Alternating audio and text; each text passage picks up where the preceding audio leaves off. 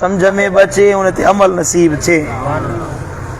जन हदीसुन में मदीने वारे साईं हुकुम फरमायो आ त जेको माण्हू तव्हांजे खानदान में या तव्हांजे बिरादरी में या तव्हांजो को मुसलमान भाव बीमार थी पवे त उन खां इयादत बि कंदा कयो ऐं हली वञी उन खां दुआ बि घुराईंदा कयो। छो त बीमार जी दुआ जेॾी महिल हथ खणंदो आहे अल्लाह कॾहिं रद्द नाहे फरमाईंदो। बीमार जी आदत जे लाइ वञो अल्लाह तव्हांजा बि गुनाह बख़्शींदो उनजा बि गुनाह बख़्शींदो। हदीस मुबारक आहे साईं करीम सल्लल्लाहु अलैहि वसल्लम फरमाया अय्युमा रजुलिन यऊद मरीदन फइन्नहु यखूद फिर रहमति फइज़ा कहद इंदल मरीद गमरतहु रहमा। जेको माण्हू के मरीज़ जी आदत करण जे लाइ वञे थो तो अल्लाह जी रहमत में हलंदो रहे थो। जेसी वञी उते पहुचे तो अल्लाह जी रहमत हुन जे मथां वसंदी रहंदी आहे। ऐं फइज़ा काइद इंदल मरीज़ जॾहिं वञी मरीज़ जे पासे में वेहे गमरतहु रहमत उन वक़्त बि अल्लाह जी रहमत उन खे पलटे छॾींदी आहे, वेढ़े छॾींदी आहे। जीअं कंहिंखे माण्हू कपिड़े में वेढ़े छॾे या को माण्हू पाणी में गोतज़न थी वञे सॼो जिस्म पाणी में लिकी वेंदो आहे। गमरतहु रहमा उहो जेको मरीज़ खां इयादत करण जे लाइ वियो त अल्लाह ताला उनखे ईअं रहमत सां भरे छॾींदो आहे। सैयदना अनस बिन मालिक रज़ी अल्लाह ताला अन्हु सहाबी रसूल ते चयो त मूं अर्ज़ कयो या रसूल अल्लाह हाज़ा लिस्सहीह फिल्लज़ी यऊदुल मरीद। इहा त महिरबानी उन जे लाइ थी जेको मरीज़ खां पुछण जे लाइ वञे।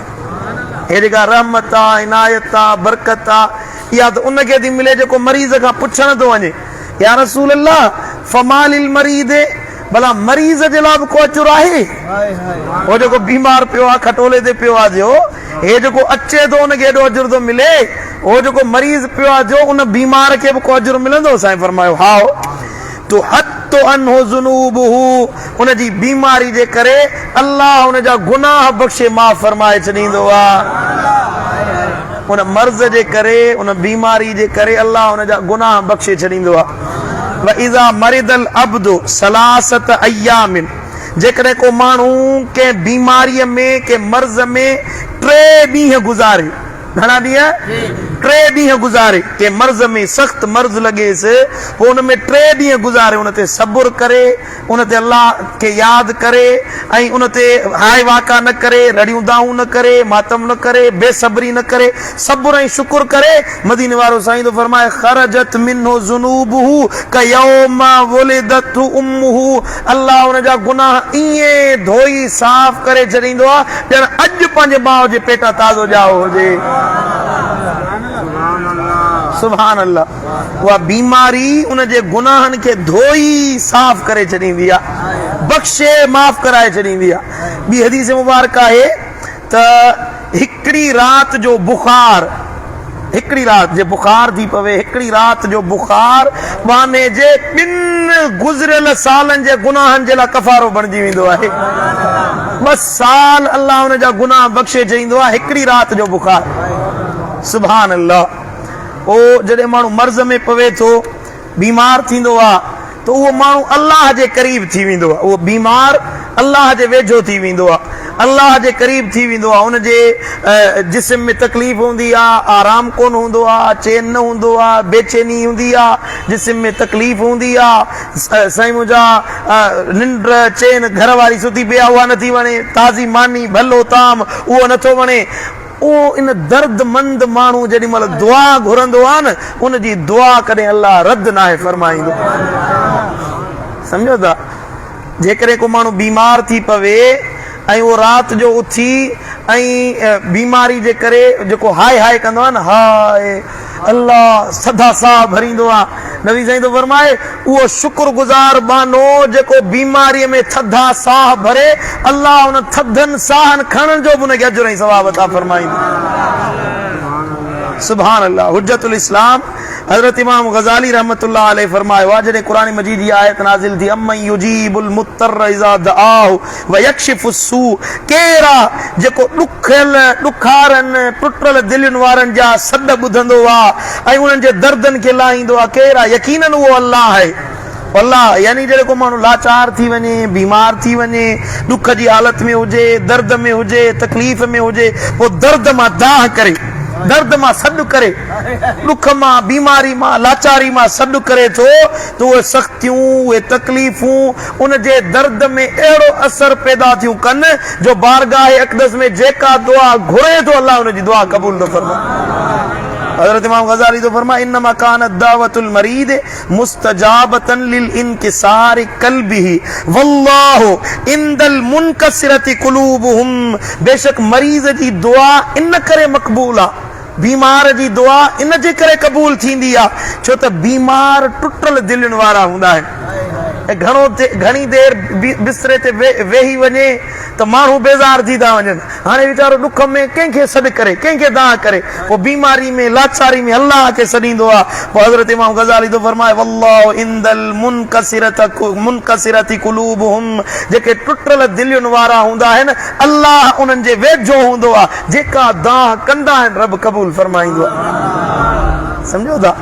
इन जे करे मदीने वारे साईं फरमायो त जॾहिं तव्हां बीमार वटि वञो त उन खां पंहिंजे लाइ दुआ घुराईंदा कयो। ला तुरद्दु दावतुल मरीद, मरीज़ जी दुआ कॾहिं रद्द न थींदी आहे, मरीज़ जी दुआ अल्लाह कॾहिं न मोटाईंदो आहे। हत्ता यब्र, जेसीं चङो भलो नथो थिए, जेसीं सेहतमंद नथो थिए, जा दुआ घुरंदो अल्लाह उन जी दुआ क़बूल फरमाए छॾींदो।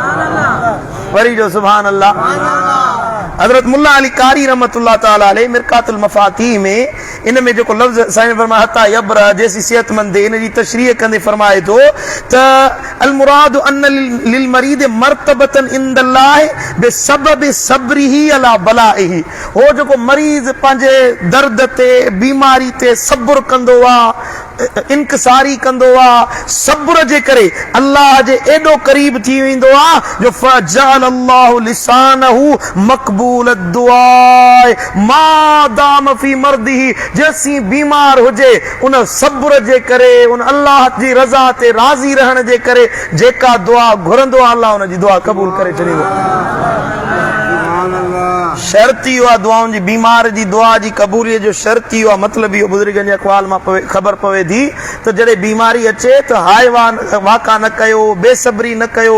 हिकिड़ा माण्हू हूंदा आहिनि न, अलाह मूंसां हीअं करे छॾियो, यार मरी वियुसि, यार हाय घोड़ा हीअं थी वियो, मूंखे हीअं थी वियो, रड़ियूं ताहूं कंदा आहिनि। अलाह खे इहा ॻाल्हि न वणंदी आहे। वेठो हुजे चवे मुंहिंजा मौला तुंहिंजा शुक्राना आहिनि, एतिरा साल सिहत ॾिनई, अॼु बीमारी ॾिनी अथई त तुंहिंजा शुक्राना आहिनि। शुक्र करे, सब्र करे, इहा दुआ उन जी कॾहिं अल्लाह रद्द न आहे फरमाईंदो।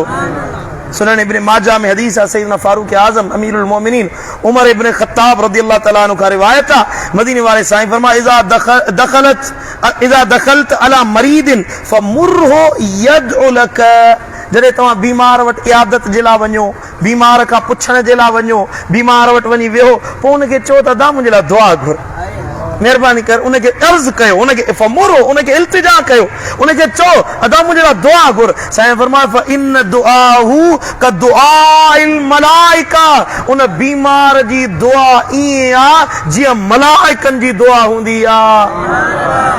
जीअं मलाइक कंहिंखे दुआ ॾियनि, मलाइक कंहिंजे लाइ दुआ घुरनि, पाक फ़रिश्ता, मासूम फ़रिश्ता जॾहिं अल्लाह खे अर्ज़ कंदा आहिनि उन्हनि जी दुआ आहे, ईअं बीमार जी दुआ अल्लाह जल्दी क़बूल फरमाईंदो आहे। सुभान अल्लाह। छो त बीमारी जे करे हज़रत मुल्ला अली कारी रहमतुल्लाह अलैह तो फरमाए बीमारी जे करे युकफ़िरु ज़ुनूब, अल्लाह ताला उन जा गुनाह बख़्शे छॾींदो आहे। ॿुधायोमांव त 3 ॾींहंनि जो मर्ज़ माने जी सॼी ज़िंदगी जा गुनाह बख़्शे छॾींदो आहे। हिकिड़ी राति जो बुखार 2 सालनि जा गुनाह बख़्शे छॾे। हाणे जो बीमार पियो आहे त बीमारनि खां पाक थियण जे करे हिन खे अल्लाह ताला मलाइकनि वांगुरु बनाए छॾींदो आहे। उहो जो दुआ घुरंदो जो गुनाहनि खां साफ़ सुथरो हुजे न, वलीअनि जी दुआ छाजे लाइ क़बूल आहे? अल्लाह वारनि जी दुआ, छो त उहे गुनाह न आहिनि कंदा, हराम न आहिनि खाईंदा, बेहयाई जे कम में मुब्तला न आहिनि थींदा, उन जे करे जेका दुआ घुरनि था क़बूल थो थिए।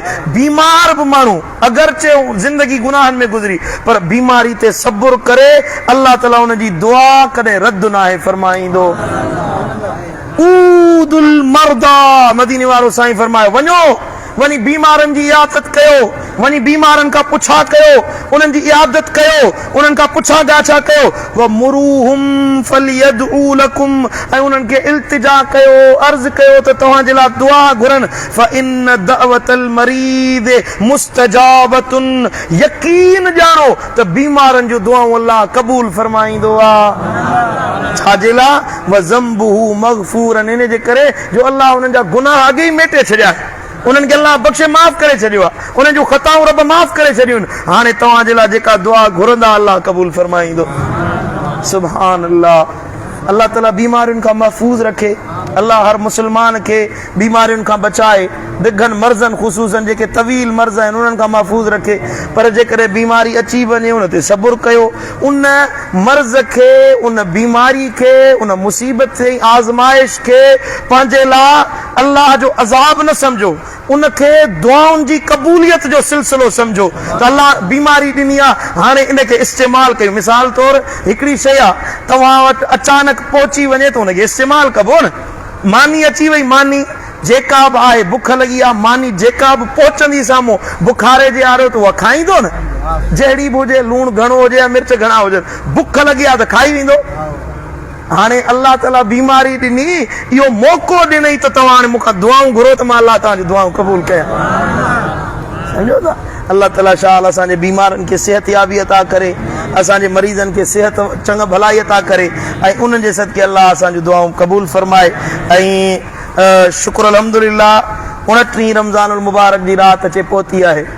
ऐं मदीने शरीफ़ में हींअर तरावियुनि ते अचण खां अॻु में उते ॻाल्हायुमि त उन्हनि चयो त उन्हनि ऐलान कयो आहे त असां वटि टीहो रोज़ो थींदो, उन्हनि वटि टीहो थींदो त असां वटि बि टीहो थींदो। पर जेकॾहिं आख़िरी राति हुजे रमज़ान जी त इहा बरकत आहे, जे अल्लाह अञा हिकिड़ी राति रमज़ान जी त उहा बरकत आहे। आख़िरी राति मदीने वारे साईं फरमायो आहे त अहिड़ी राति आहे रमज़ानुल मुबारक जी जंहिं सॼे रमज़ान में जेतिरा गुनहगार बख़्शिया विया ओतिरा हिन हिकिड़ी राति में अल्लाह बख़्शे माफ़ कंदो आहे। 29 राति हुई ताक राति आहे, 21 राति आहे, ऐं हे मौसम जी हेर फेर, मींहं हवाऊं ॿुधाइनि थियूं पियूं मथां असांजे लाइ अल्लाह हिनखे लैलतुल क़द्र बणायो हुजे। असां 27 ते भरोसो करे वेंदा आहिनि, पोइ वरी 29 खे माण्हू नज़र अंदाज़ करे छॾींदा आहिनि। न, नज़र अंदाज़ न कयो। थी सघे थो अल्लाह असांजे लाइ हिन जे मौसमुनि जो अदलो बदिलो, जेको हवाउनि जी थधिकार, मौसम जी थधिकार ॿुधाए थी पई त मथां हीअ राति लैलतुल क़द्र हुजे। सो इहा राति बि जागी गुज़ारजो, अल्लाह खे यादि कजो, बंदगी कजो, अल्लाह खे राज़ी कजो, नफ़िल पढ़जो, इबादत कजो। आख़िरी राति आहे तॾहिं बि इबादत करणी आहे। जे अल्लाह इनायत कई आहे लैलतुल क़द्र आहे त उन मालिक जी महिरबानी आहे। असां हर हाल में पंहिंजे मालिक जा बाना आहियूं, हर हाल में पंहिंजे प्रिय खे राज़ी कंदासीं। अल्लाह ताला शाल असां सभिनी जी इबादतूं क़बूल फरमाए। अल्लाह असां सभिनी खे पंहिंजी इबादत जी तौफ़ीक़ अता फरमाए। या रब्बी या रहमान या रब्बी या करीम या ज़ल जूद वल करम।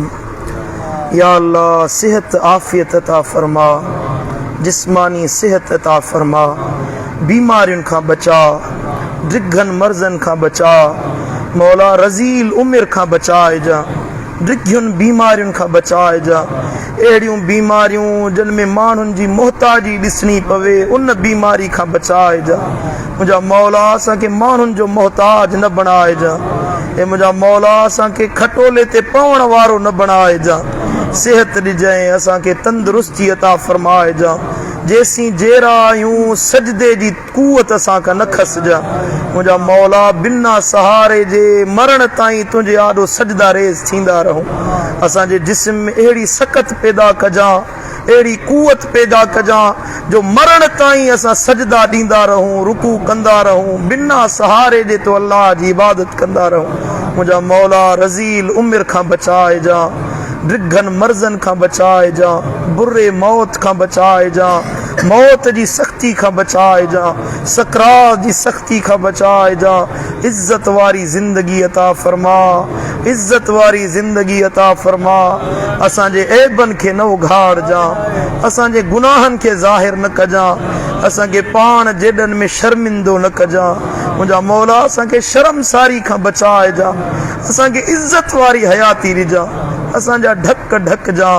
ए ढकण हार असांजा ऐब न उघाड़जा, ए ढकणहार असांजे ऐबन ते पर्दो रखजा मुंहिंजा मौला असांजे ऐबन तां पर्दो न हटाइजा मुंहिंजा मौला दुनिया में बि सतुर कजा कब्र हशर में बि असां ते पर्दो पनाह जो रखजा मौला क़यामत में बि असांजी इज़्ज़तुनि जी हिफ़ाज़त कजा मौला तूं ई इज़्ज़तुनि जो मुहाफ़िज़ आहीं असां गदलनि गुनाहगारनि जी तोखे पारत आहे मुंहिंजा मौला तोखे असांजी पारत आहे असांजे हीणे हाल ते रहम कजा मौला असांजे हीणे हाल ते रहम कजा असांजे गुनाहनि जी असांखे माफ़ी ॾिजा असां तुंहिंजे अज़ाबनि खे सहण जहिड़ा न आहियूं मौला पंहिंजे गुस्से ऐं ॾमर खां बचाइजा पंहिंजे कर ऐं गज़ब खां बचाइजा अज़ाबनि खां बचाइजा मुंहिंजा मौला असां ते राज़ी थी मौला असां ते राज़ी थी अल्लाह असां ते राज़ी थी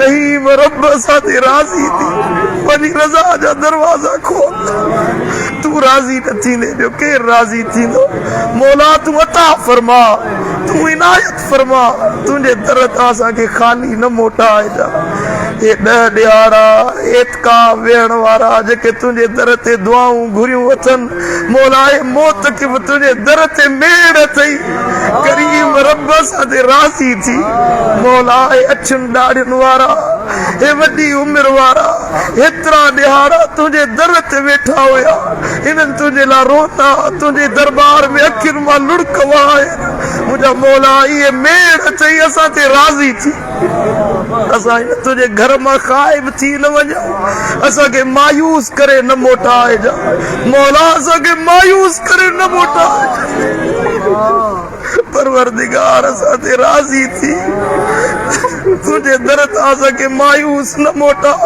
असां ख़ाली झोलियूं पंहिंजी रहमत सां भरे ॾे असां ख़ाली झोलियूं पंहिंजी रहमत सां भरे ॾे तूं ई असांजो माउ आहीं तूं ई असांजो मलजा आहीं रब आहीं तोखां सिवा को इलाह न आहे तोखां सिवा असांजो को सद ॿुधण वारो न आहे तोखां सिवा ॿियो को दर्द लाहिण वारो न आहे परवरदिगार राज़ी रहिजा मदीने वारे साईं जे सदके राज़ी रहिजा असां हीणे हाल असां तुंहिंजे दर ते पेश थियासीं तूं पंहिंजे शान मुताबिक़ पंहिंजी कुदरत मुताबिक़ असां सभिनी जूं दुआऊं क़बूल फरमा इन्नल्लाह व मलाइकतहू युसल्लून अलन नबी या अय्युहल्लज़ीना आमनू सल्लू अलैहि व सल्लिमू तस्लीमा अल्लाहुम्मा सल्लि अला हबीबिना नबीना व नूर क़ुलूबिना सय्यिदिना मुहम्मदिन व अला आलिहि व अस्हाबिहि व अज़वाजिहि व औलादिहि अजमईन।